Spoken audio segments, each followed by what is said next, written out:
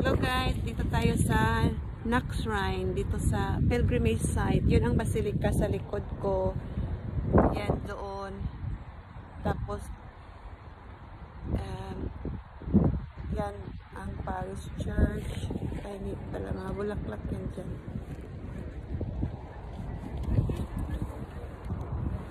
Tapos dito yung parish church. Marami ng tao ngayon kasi alas 12 na, may mass ng 12 midday.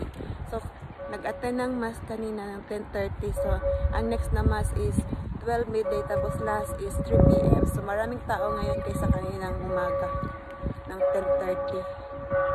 Ayan, may 12 midday na.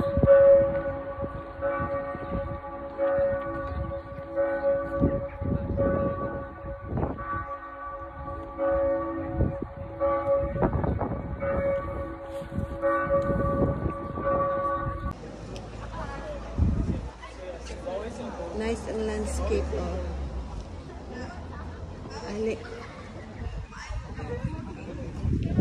Ay, ang hangin. Ulan. Nindot lang flowers. Naganda yung mga flowers nila. O, diba? Kulay-kulay. Colorful. Ang kanilang flowers. Ganda ng landscaper nila dito, oh. Talaga naman. Healthy ang mga tanim. Mga bulaklak. Diba? Nice. Wow. Ganda. Ganda ng kanilang mga flowers. Ayan. So, may flag din dyan. Ay, hangin.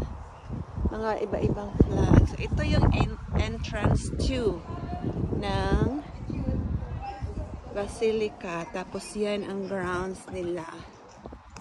Grounds dito. Marami ng ngayon, 12 midday na kasi eh. 10:30 wala pa masyadong tao sa mass. So maraming ma-attend pag 12 na. So yan. Diyan ang basilica. Ganda. Ulan! Ito yung labas ng Nax Shrine. Yan ang parish church. Tapos yun doon, meron din doon. Tapos yan, may cross. Tapos, yan ang basilica. So, nice pag ang background ay mga flowers. So, yan ang basilica. Diyan ang main church talaga. Yun ang mga landscaping nila, oh. Ito ang mga landscaping nila, ang flowers, maganda. Buti na lang hindi na sisira kasi ulan ng ulan dito. Meron pang doon, oh. Mga landscaping din, mga flowers, colorful. Doon, family center. Meron pa doon. Doon, meron pa dyan. So, ito, ano ba to dito? So,